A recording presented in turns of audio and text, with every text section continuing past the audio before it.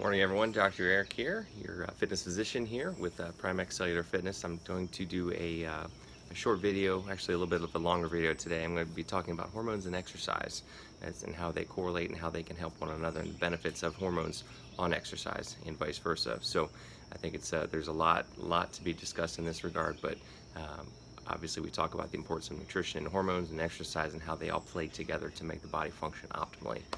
So exercise, of course, we all know there's low intensity, moderate intensity, high intensity, and resistance training.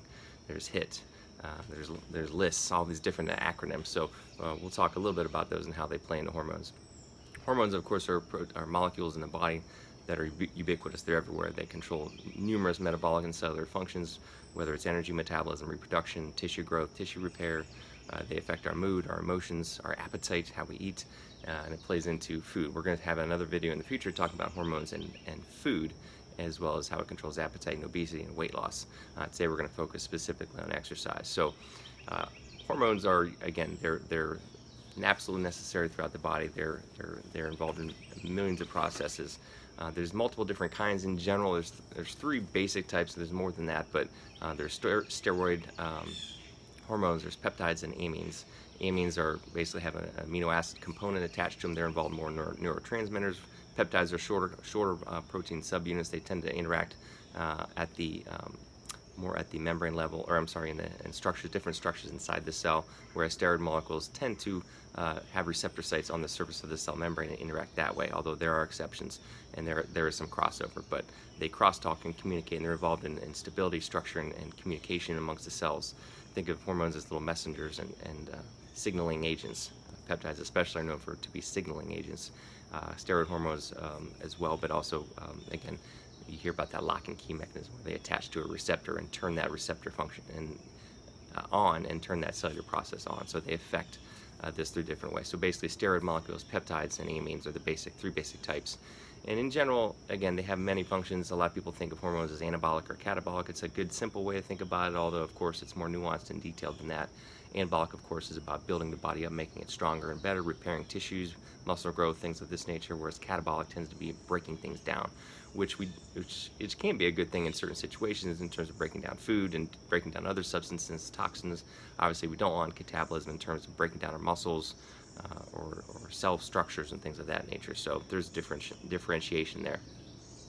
So muscles are massively important for the body. We think of muscles as the largest endocrine organ in the body, actually. We're finding out more and more about all that muscle can do and all the cytokines, myokines, and other mediators that it produces, that it has numerous effects on the body.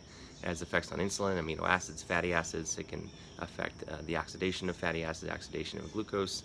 And fortunately, by increasing our muscle and having adequate muscle and muscle function, we massively improve insulin sensitivity, which we all know insulin resistance is rampant in our society today. So we want to curb that down. Myokines are little molecules that are made by the muscles, which have numerous cellular functions, and we're finding out more of these every day. It's pretty fascinating. I did kind of like a keynote presentation with some images, which I can't see, which obviously you guys can't see, but I'll share this as well. There's a cool image kind of showing an infographic of muscle and all that it can do. It's pretty cool. One of the myokines and cytokines it produces are IL-6 or interleukin 6, which can affect increased glucose intake. It increases the AMPK, which of course has many benefits, as we've talked about, which can lead to increased fat oxidation, increased fibroblast growth factor, IGF-1 and FGF2.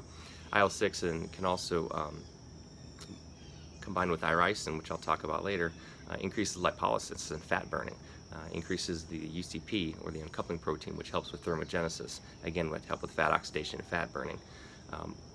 One of the other things in terms of other myokines that the muscle can produce, it basically can help with follistatin, which inhibits another molecule called myostatin. Myostatin actually prevents muscle growth, so this is a good thing. We want more follistatin that way we can build muscle, have hypertrophy. IL-6 and some of the other cytokines also can benefit hepatic function, hepatic glucose production, especially during exercise. Follistatin-related protein 1, which is another one that's produced, can help with promoting endothelial function, which of course is massively important for our blood vessels. IL-6 can also, as I mentioned, can help with GLP-1 and other substances to help with increased insulin secretion and better insulin sensitivity. And lastly, IGF-1 and FGF2, as I talked about, can help with bone. We need strong, healthy bones, especially when as it relates to exercise and longevity. So this is just a sampling of this, guys. This is starting to get a little geeky, but lots of little cytokines and myokines. So try to not get too geeky, but it's important to hear, and I want you guys to know that I understand. I'm trying to break it down on a simple level, also take a little bit further than what you probably hear about on the Instagram posts from the people who aren't delving into this. Like I said, I like to delve into it at the cellular level, and that's what we're going to talk about. So aerobic exercise obviously improves mitochondria oxidative enzymes, improves insulin sensitivity. HIIT, or high intensity interval training, improves, of course, fitness, insulin sensitivity, mitochondrial respiration, and can improve your fat-free mass and increase fat burning as well. Resistance training also can improve, obviously, fat-free mass. Obviously, we want to get big by lifting weights, right? But it also massively increases insulin sensitivity. So it's good to have all three kinds mixed, and some people do better with certain proportions of each, but we'll talk about that a little bit more later. HIIT, in general, is also a little side note on HIIT. As I mentioned, increased lipid oxidation and fat oxidation. It can enhance peripheral vascular structure and function, and again, improved insulin sensitivity. As we talked about, muscle is the biggest endocrine organ in the body. So also there's a reduced rate of lactate production in general, and glycogen utilization. Basically, we can burn more fat and build more muscle and recover faster with HIIT, and obviously it's more time efficient too. Again, I could put a cool little picture infographic on the other presentation talking about exercise and how it phosphorylates another molecule inside the cell called PGC1 alpha, which is then taken to the nucleus of the cell to activate mitochondrial gene transcription, a little molecule called TFAM, which increases mitochondrial biogenesis, which of course we all know are the powerhouse of the cell. The more mitochondria we have, the more energy, the more power we have to do stuff.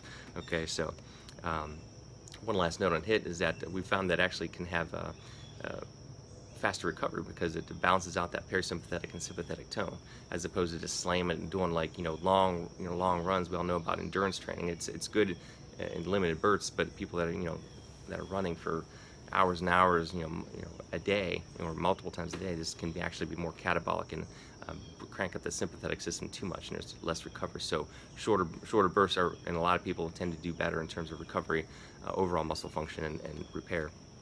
Another thing, especially when combined with fasting, which I'll talk about later, but a little secret of mine, guys, little pearl, is doing HIIT before your resistance training upregulates satellite cells, which leads to better repair, better recovery, better muscle growth and hypertrophy. So doing a short 4 to 5 minute burst of HIIT before your resistance training will massively help this. So I've done this myself and I love doing it. A lot of people say, oh no, you got to do resistance training first before endurance, and that's true if you want to focus on resistance. But again, a short burst is very different than going slamming it for 20 minutes hard on a high interval start. We're talking about doing almost like a Tabata protocol, 4 to 5 minutes, rest for a few minutes, recover, and then go do your resistance training work. I've had no decrement in my training when I do that, and I actually do feel a lot better with faster recovery. So give that a try.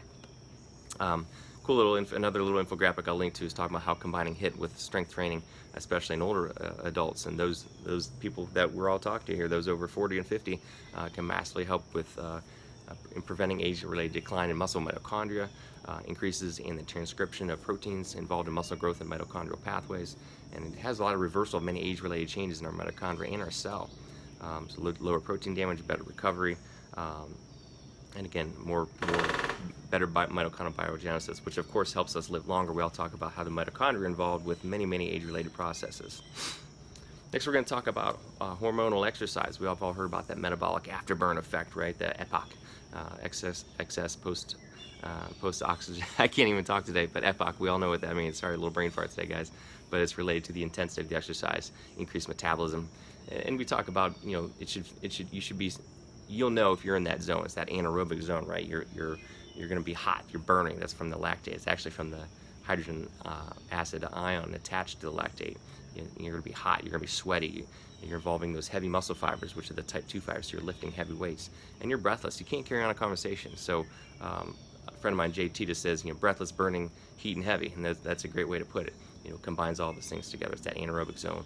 Now we found that it's not, basically it said this increased EPOC and increased metabolic afterburn helps you burn calories after the workout's over, and that's the advantage of HIIT and strength training. We found it's not as big of an effect as we've found after all, but it still helps. Every little bit counts, and again, it's more of that efficiency factor. So I'll put another picture on the video. We've all seen the pictures comparing the sprinter versus the marathon runner.